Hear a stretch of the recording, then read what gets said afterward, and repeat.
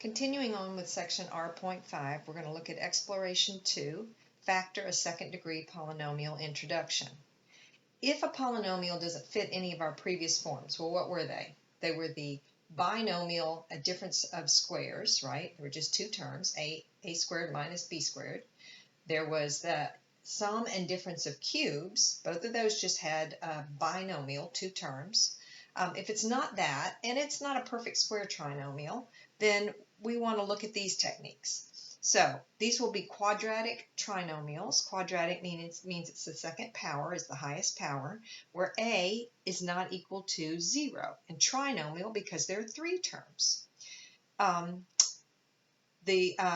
does represent the coefficient of the squared or second degree term. The linear or first degree term is represented by b, and c represents the constant.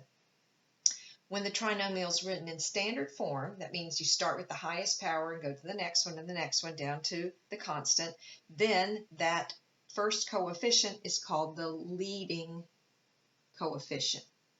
Leading coefficient. It's the one in the front if you've got them in order, highest first. Okay.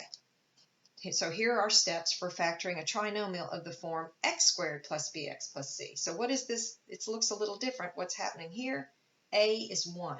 So I'm going to make a little note here. This is when a is 1. Okay?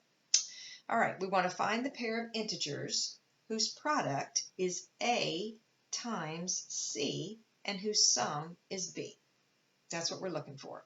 Then we'll use those two integers to write x squared plus bx plus c as a product, that means multiplication, of two binomials. Check your work by multiplying. Okay, so let's look at the first one, n squared minus 10n equals 21. We're looking for, well, before I even put an equal sign, let's identify it. We need a, b, and c. Of course, we said a is always going to be 1 in these problems. B is negative 10.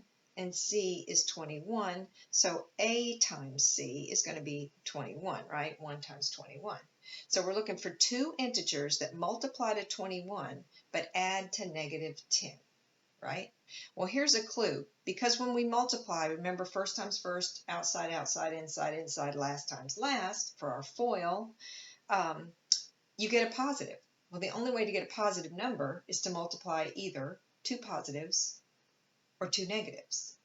But because when we add them, they have to be negative, I know I'm looking for two negative numbers because negative times a negative will give me that positive.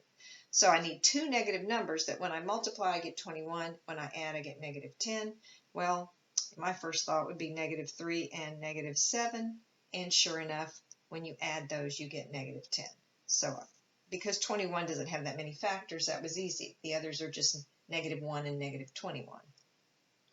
Okay, so now it says, now that we found the integers, we're going to write our answer as a product of two binomials. So now I'll say equals. This equals x minus 3, x minus 7. Product of two binomials. Does it matter which one's first? Of course not. All right, let's do the quick check, and we'll FOIL. So x squared, first times first, minus 7x minus 3x, plus 21, notice negative 3 times negative 7, and simplify. All right, so we feel pretty good about that. Okay, let's look at B. Again, A is 1, B is negative 5, C is negative 24. Now we need to multiply and get a negative. The only way you can do that is if you have a positive and a negative in your binomial, right? So I know that it's got one number will be positive, one will be negative. I need two integers that multiply to a times c. It's going to be 1 times negative 24 or negative 24. But when I add, I have to get negative 5. So what are my choices? One's negative, one's positive. So if I use negative 2 and 12, well, when you add those, you get 10. If I change the signs, I'm just going to get negative 10. So there's no point in swapping the signs here. That's not going to help because I'm trying to get negative 5. I could use negative 3 and 8. When I add those, I get 5. Aha!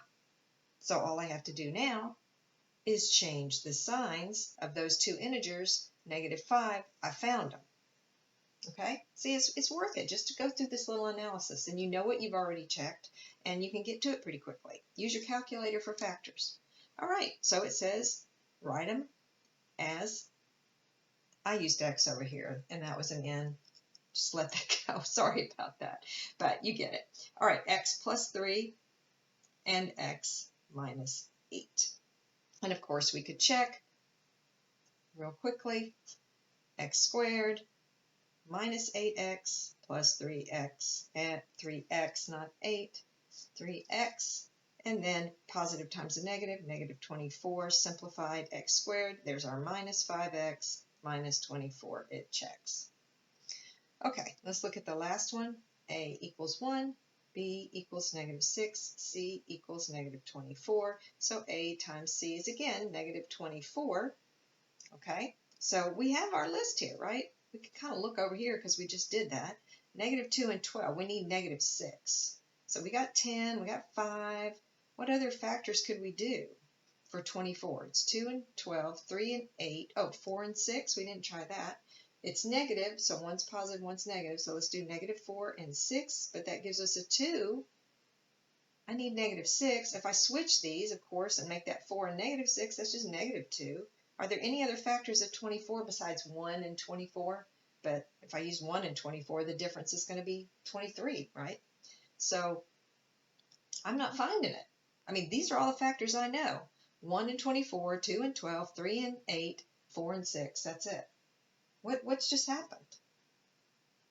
Well, what we found is this polynomial cannot be written as the product of two other polynomials. So it's what we call prime. It's said to be a prime polynomial. Cannot be factored further. Okay?